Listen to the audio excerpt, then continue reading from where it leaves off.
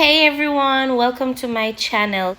So with this vlog, I'll be sharing some of my nighttime and daytime routine. So at night, after giving my children a warm bath, I like to give them some warm oatmeal. I think it helps them to sleep better and longer. So when I became a mom, other moms would tell me like throughout the daytime, you just clean up and while the kids are sleeping, that's when you clean. For me, that does not work. When my kids are sleeping, I sleep. As a stay-at-home mom, resting is so extremely important for me. The less rest I get, the grumpier I am. I try to do a routine that is similar to the routine that my children have in school. I prefer when they wake up very early and then they take a nap early in the day. I usually take a nap as well whenever they take their naps, and most nights I do not get enough sleep, so having a nap throughout the day really helps me a lot. I used to take people's advice and clean up during the daytime while my children would take their naps, and I would not nap at that time. That never worked. That never worked for me at all. Whenever I would clean up during the daytime, by the time my kids wake up from their naps, they would undo everything that I did already. So after doing all that cleaning, not getting a nap or anything, my kids would wake up and just mess up about the whole place. And then by the time it's bedtime, I am so exhausted and tired. I don't even have the energy to clean up again. And majority of the time, even though I'm so exhausted and tired, I would sacrifice my sleep and actually stay up and actually clean. And then guess what happens? Sometimes when my kids are asleep and I'm trying to clean up back like for the second time for the day, guess what happens? Whenever I decide that okay, I'm not gonna sleep, I'm just gonna stay up and clean, the kids them wake up while I'm cleaning, and them normally wake up when me almost finish clean. So so I'm tired. Then it's one bag of problem to get them to go back to bed. When I tell you that affected me so negatively, I felt like I was going to lose it. After going through that experience, I was like, you know what? I'm going to do what works for me, because a lot of persons can give you advice and tell you how to parent, how to manage your household, and how to do this and how to do that. And what works for one person does not necessarily works for everybody else. And I always tell people, do what works for you. So now what I do with my kids, I wake them up early in the morning and give them some breakfast. I'll let them do like learning activities and stuff like that, and then after a while they can watch a little TV or play. Then afterwards they take their nap and I'll take my nap. When they wake up from their nap, I'll make them some lunch. Sometimes we make lunch together, but you see, after them eat and them relax themselves, I bring them outside. I'ma make them run up and down. I bring them to the park. Like, I try to do so much stuff with them. I try to keep them as active as possible throughout the day. So you see, when nighttime come and a time for them go sleep, they are so tired, they'll sleep throughout the night.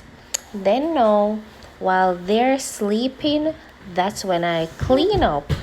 But also, because I bring them outside for them to play, usually there's not a lot of mess for me to clean up at night.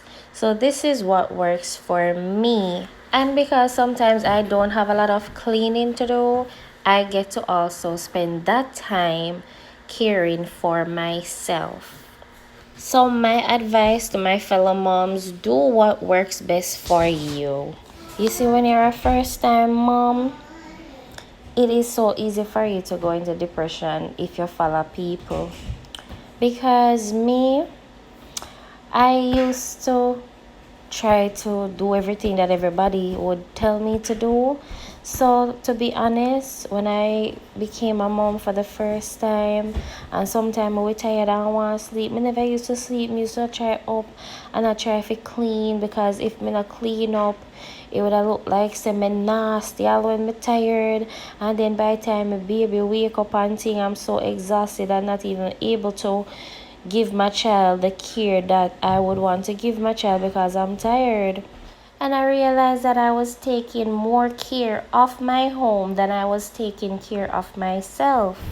Me used to sacrifice myself and I clean and I clean and I clean, because me say me no want nobody go talk say then come by my house and this did out of order or that did out of order.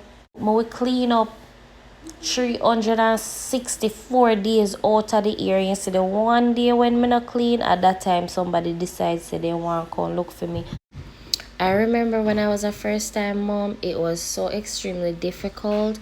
I did not have a lot of support. I did not have family members around to help me.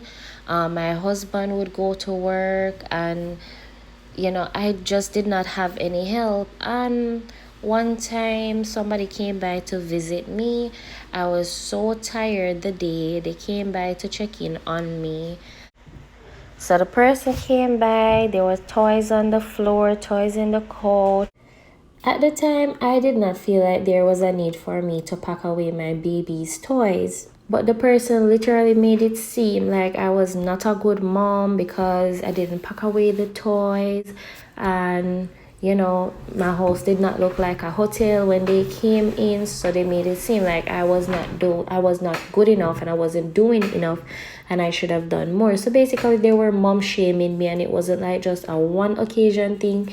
They would do it all the time, and they would constantly find fault about every little thing that they could find fault of whenever they would come by me. Because I was a first time mom, and the person who would say all these negative stuff to me, they were much older, I thought I was doing something wrong and they were actually right. So I would go over and beyond trying to make sure that everything was always in order. But you see, in life you will meet two types of person in life: one who will build you up and one who will tear you down. While one person was saying all type of negative stuff and trying to make it seem like I was not a good mom, there was somebody else on the other hand who was saying, Janelle, you are doing too much, like you can't do housework. They saw how everything was affecting me, and they would constantly tell me leave something for tomorrow. She would come by sometime and keep the children so that I could sleep, because she did not want me to go through postpartum depression. Even though this person was constantly encouraging me, I still did not stop. But what made me stop was because I saw how it was affecting my children, because I would invest so much time into cleaning that I would not have enough time to play with them. I would not have enough time to take care of myself. I was just making sure everything was clean and not really enjoying time with my children. And what really made me feel bad at one point, guys, sometimes my children would want to play with all their toys, and I used to hinder them from playing with all their toys, and sometimes we give them like a one or two toy, because me say, me don't want to hold heap of toys, throw down around the place and stuff like that. And then me say, no, like I cannot let, because of anybody's opinion, my children cannot enjoy themselves or enjoy their day and just be a kid and have fun and enjoy their home. So me say, at the end of the day, I know I'm a great mom, I know I do a good job, and if anybody does not acknowledge that, that's their business. But I know within myself that I do a great job. So for me, see, as long as my kids are happy and comfortable, that is all that matters. So like I always tell everyone, surround yourself with people who build you up and do what works best for you.